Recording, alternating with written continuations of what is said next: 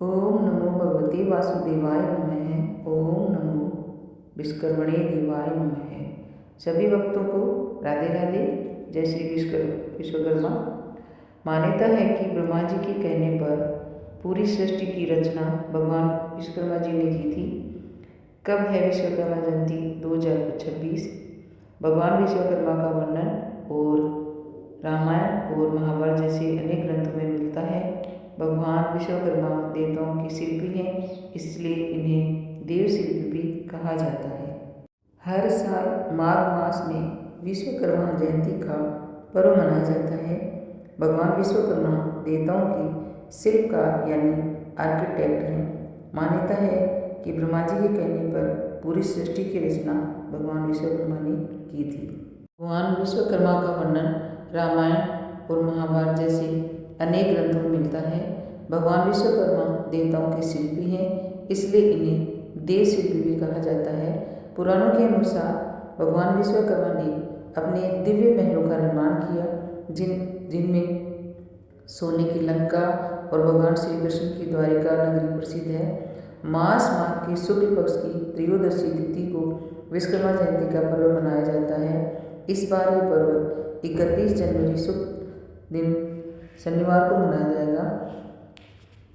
अधिकतर राज्यों जैसे उत्तर प्रदेश, बिहार, पश्चिम बंगाल में भगवान विश्वकर्मा की जयंती हर साल 17 सितंबर को मनाई जाती है। ये तिथि कन्या संक्रांति के आधार पर तय होती है, इसलिए ये अंग्रेजी कैलेंडर में लगभग स्थिर रहती है। कुछ विद्वानों और धार्मिक ग्रंथों के अनुसार विश्वकर्मा जयंती माघ शुक्ल पक्ष की त्रयोदशी तिथि को मनाई जाती है। वर्ष 2026 में ये तिथि 31 जनवरी 2026 शनिवार को है।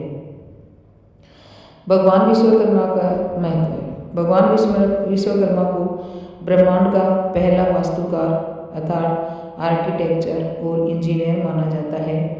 उन्होंने ही इंद्रपुरी, द्वारका, हस्तिनापुर और लंका जैसी भव्य नगरियों का निर्माण किया था। सनातन धर्म में उन्हें देवताओं का वास्तुकार माना गया है। मान्यता है कि सतयुग का स्वर्गलोक, त्रेता युग की स्वर्ण लंका, द्वापर युग की द्वारका और हस्तिनापुर का निर्माण उन्होंने किया था। भगवान शिव का त्रिशूल, भगवान विष्णु का सुदर्शन चक्र और इंद्र का वज्र भी विश्वकर्मा जी ने ही बनाया था।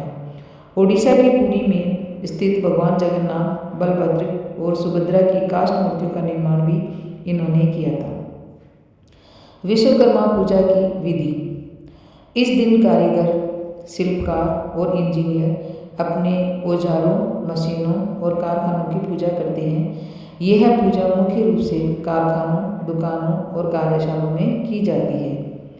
सफाई और तैयारी कैसे करें? सबसे पहले अपने कार्यस्थल, मशीन, औजारों और वाहनों की अच्छी तरह से सफाई करें। कलश स्थापना कब करनी है? एक चौकी पर पीला या लाल कपड़ा बिछाकर भगवान विश्वकर्मा की मूर्ति या तस्वीर स्थापित करें। पास ही में एक कलश की स्थापना भी करें। औजारों की पूजा किस तरह से करनी है? अपने उन सभी उपकरणों की चौकी के पास रखें जिनका आप प्रतिदिन प्रयोग करते हैं। उन पर तिलक लगाएं और फूल अर्पित करें। और मंत्र जाप कौन सा करना है? पूजा के दौरान इस मंत्र का जाप करना बहुत ही शुभ माना जाता है।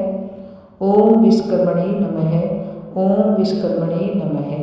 आरती और भोग। भगवान को फल और मिठाई का भोग लगा दें और धूप दीप से आरती करें। कार्य का विराम। इस दिन मशीनों का उपयोग नहीं किया जाता है। कारीगर और शिल्पी इस दिन आराम करते हैं और मशीनों को विश्राम देते हैं। अब जान लेते हैं आधुनिक युग में विश्वकर्मा की प्रासंगिकता क्या है। आज के समय में विश्वकर्मा पूजा केवल पारंपरिक कार्यक्रमों तक सीमित नहीं है। अब सॉफ्टवेयर इंजीनियर और अपने लैपटॉप, कंप्यूटर की आदि की पूजा करते हैं और पायलट अपने विमानों की। यदि यह दिन हमें सिखाता है कि हम जिन उपकरणों से अपनी जीविका चलाते हैं उनके प्रति कृतज्ञता व्यक्त करना आवश्यक है।